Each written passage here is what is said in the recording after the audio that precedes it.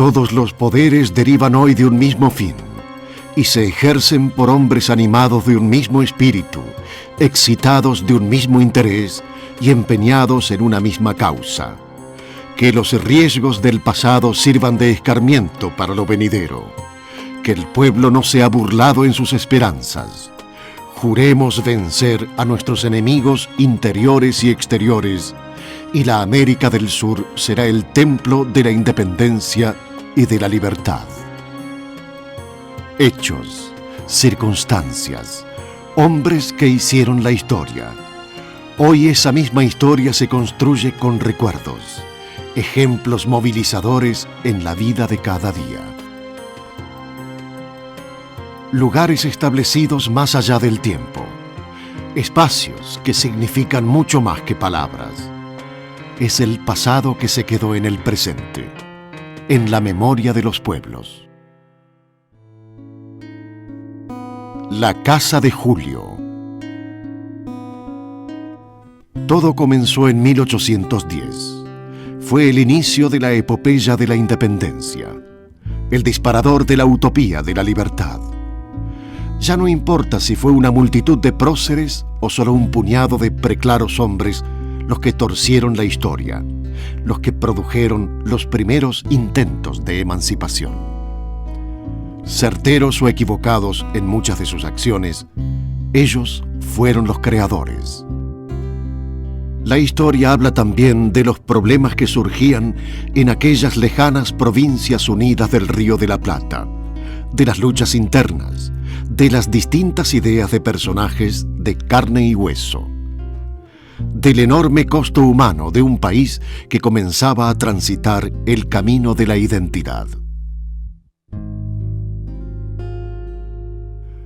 Nos, los representantes de las Provincias Unidas de Sudamérica, reunidos en Congreso General, invocando al Eterno, en el nombre y por la autoridad que representamos, protestando al cielo, a las naciones todas del globo, la justicia que regla vuestros votos, declaramos solemnemente a la faz de la tierra, que es voluntad unánime e indubitable para estas provincias romper los vínculos que las ligaban con los reyes de España e investirse del alto carácter de una nación libre e independiente.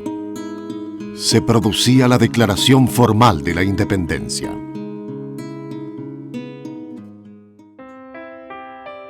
La ciudad, San Miguel de Tucumán, y la casa, ubicada en el centro urbano, conserva hoy los mismos rasgos que en aquel entonces, parte importante todavía viva en la memoria de los argentinos. Fue construida en la década de 1760 por el alcalde Diego Bazán y Figueroa Zavalía, antepasado de Bazán de Laguna, dueña de la casa en los momentos en que se desarrolló el Congreso. El frente, sin embargo, se había construido a fines del siglo XVIII, ya que de aquella época datan sus características columnas torsas. Posteriormente, una de las hijas de doña Francisca se casó con don Pedro Antonio de Zavalía y Andía. La hija de ambos, a su vez, se casó con Pedro Patricio de Zavalía y Andía. Con posterioridad a la batalla de Tucumán, ocurrida en 1812, la casa fue utilizada como cuartel para las tropas patriotas, por lo cual la familia ya no vivía allí.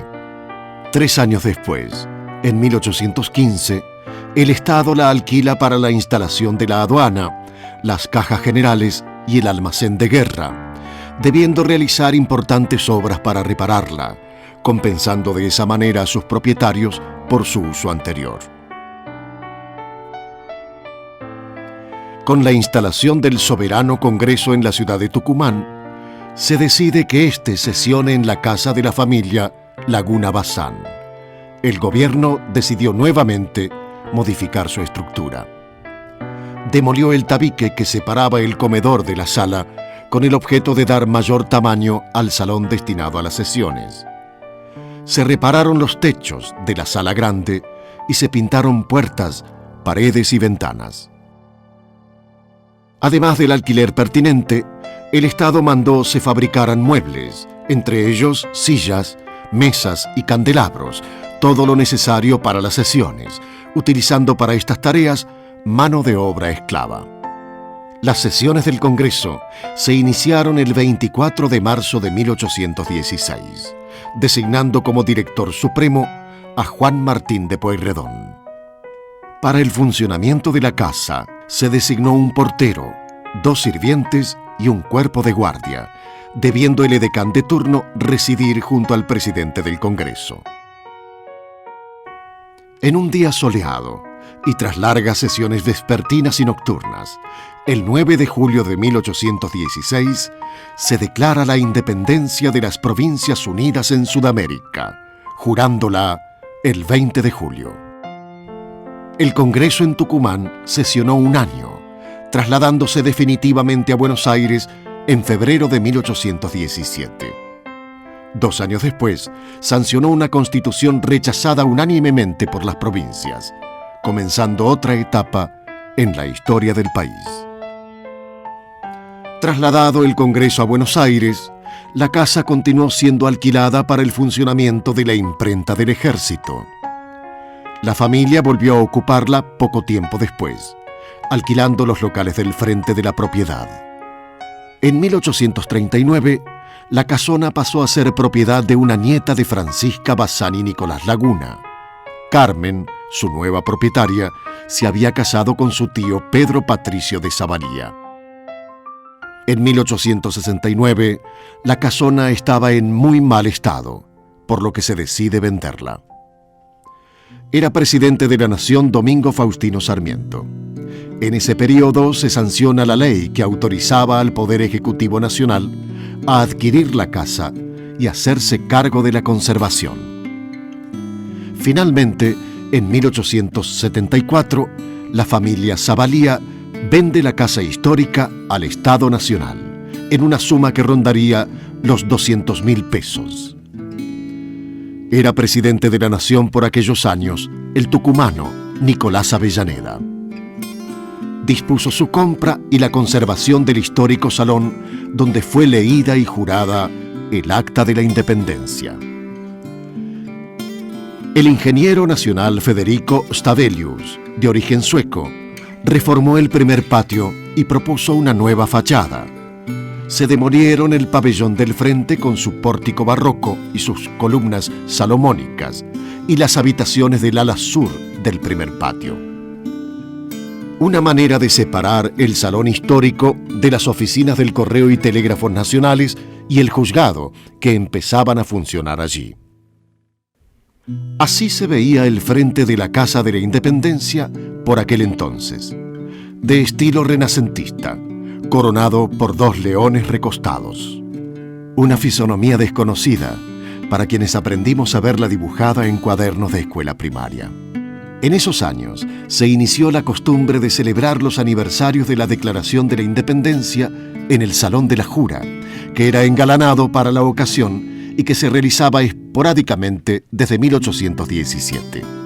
También se instituyeron las peregrinaciones patrióticas, organizadas por estudiantes de las universidades de Córdoba y Buenos Aires, quienes colocaron las primeras placas conmemorativas en el lugar.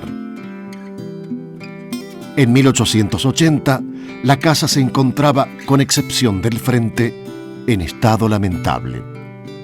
Y en 1896, a raíz del traslado del correo, queda completamente abandonada. Fue Guillermina Leston de Guzmán, dama famosa por sus gestos de beneficencia, que intercedió ante el ministro de Obras y Servicios Públicos de la Nación para que se evite la destrucción de la casa. Su petición fue en parte escuchada.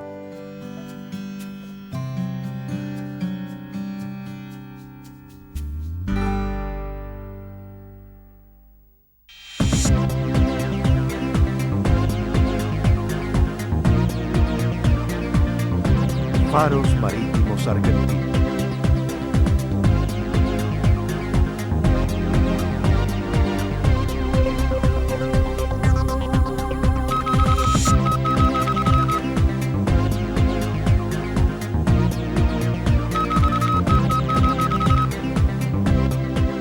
El 1 de enero de 1892 se pone en servicio el faro de San Antonio, ubicado en el partido de General Lavalle en la provincia de Buenos Aires, en terrenos donados por Federico Leloir al Estado Nacional, en una prominencia de tierra que termina casi en ángulo recto en el sector llamado Frontón del Cabo San Antonio.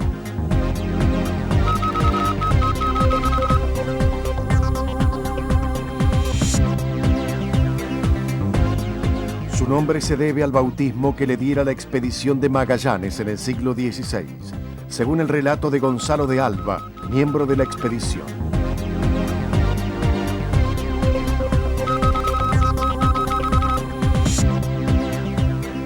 Lo descubrió la nave San Antonio, que había salido en la búsqueda de la nave Santiago, que se hallaba en tareas de reconocimiento de las aguas y terrenos circundantes.